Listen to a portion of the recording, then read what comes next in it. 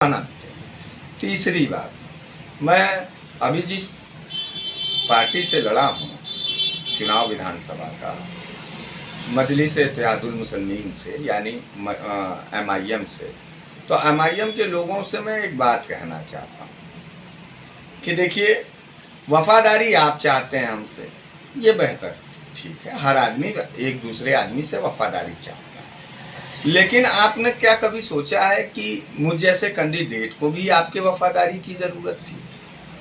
आरोप प्रत्यारोप की बात नहीं है, बात समझने की है, बात तर्क की बात है। अगर मैं तो लड़ा, इतना बड़ा कलेजा किया कि मैं बनारस जैसे शहर में जाकर के मजलिस के पार्टी से चुनाव लड़ा, और आपका साथ ना मिलना, आपका सहयोग ना मिलना, आपका विचार ना मिलना, और उसके बाद चुनाव हार जाना। और जब मैं इस पार्टी का त्याग किया, त्यागपत्र दे दिया, तो आपको मालूम होना चाहिए कि त्यागपत्र एक ही किसी एक नेता के ऊपर आरोप लगाते हुए मैंने नहीं दिया।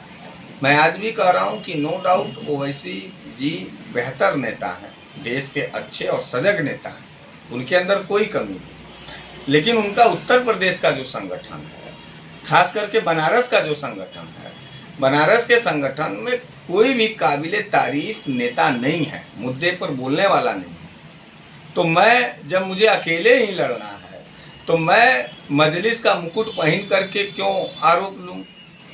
एक तो वोट भी ना मिलना, उसके ऊपर से जो है कि फिर ये बिना ताकत वाला ये संगठन चलाना, कुल चुनौती हमारे ही ऊपर, कुल हमारे ही साथ में।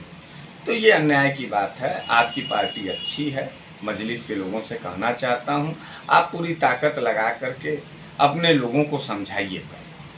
जैसे भारतीय जनता पार्टी हिंदुओं की बात करती है तो हिंदू भी उसको वोट करते हैं, लेकिन मजलिस जो है मुसलमानों की बात करती है तो मुसलमान उसको वोट नहीं कर रहा है, उसको पसंद नहीं कर पा रहा है।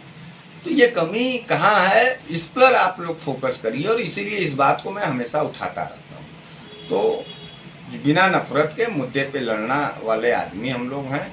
अभी भी देश के अंदर ढेर सारी मुद्दे हैं। हिजाब को देखिए, सबसे बड़ा मुद्दा हिजाब। कल कर्नाटका में एक विश्वविद्यालय में एग्जाम हो रहा था और 225 बच्चियां हिजाब पहन करके उस एग्जाम में शामिल होने गई थी। आपको मालूम होना चाहिए कि विश्वविद्यालय के कुलपति ने और विश्वविद्यालय प्रशासन ने कर्नाटका के अंदर कर्नाटका हाईकोर्ट के आदेश का पालन करते हुए ये हवाला दिया कि हम आपको एग्जाम नहीं देने देंगे, आपको हिजाब उतारना होगा। ऐसे में उन बच्चियों के जज्बात को सल्यूट है कि उन्होंने अपनी इज्जत, अपने आबरू को बचाते हुए इस बात का फैसला लिया कि हम हिजाब नहीं उतारेंगे, भले एग्जाम छोड़ देंगे। तो वो सारे बच्चियां जो थी 200 के लगभग, उन्होंने अपना एग्जाम छोड़ा अपने मर्यादा के लिए, अपने इज्जत के लिए। मैं उन तमाम बहन बेटियों को सल्यूट करता हूं कि कम से कम ये जज्बा, ये ताकत आपके अंदर आया। मैं लेकिन एक बात और भी कहना चाहता हूं सरकार से, और खास करके हाई कोर्ट के जजों, माननीय जजों से, कि जज महोदय, हिजाब, दुपट्टा और घूंघट इस भारत देश की बहन बेटियों की लाज है, इज्जत है, और इतनी भी स्वतंत्रता का अधिकार न दे दिया जाए कि लोग किसी का हिजाब जबरदस्ती और दुपट्टा खींचने लगे। मैं बार बार इस बात के खिलाफ हूँ। सबका फ्रीडम है, सबका स्वतंत्रता है, किसी को हिजाब लगाने का शौक है, लगाने दीजिए, किसी को उतारने का होगा, आपने कानून बना दिया, कोई उतारना, कोई मुस्लिम बच्ची अगर नहीं हिजाब पहनेगी तो वो अपना चलेगी। हाँ, हिजाब न पहनने पर अगर कोई लोग उसको हमला करते हैं तब तो आपके कानून के समर्थन में मैं भी हूँ, लेकिन किसी को जबरदस्ती किसी की पढ़ाई बर्बाद कर देना, किसी की जिंदगी बर्बाद कर देना, तो इस बात को भी खास तौर से आप लोगों को समझना होगा। बाकी एक बात और कहना चाहता हूँ अपने शुभ चिंतकों से, अपने साथियों से और अपने विरोधी दल के लोगों से, कि चुनाव के बाद अब नया अध्याय चालू हुआ है। जो रफ्तार पिछले 5 साल में था जनता के पक्ष पे, जन मुद्दों पे बोलने का, अब उससे दुगना रफ्तार में वही जनता के मुद्दों पे फिर से बनारस वाले मिश्रा जी यानी हरीश मिश्रा जी लड़ते रहेंगे। इसमें कोई कोताही नहीं होगी।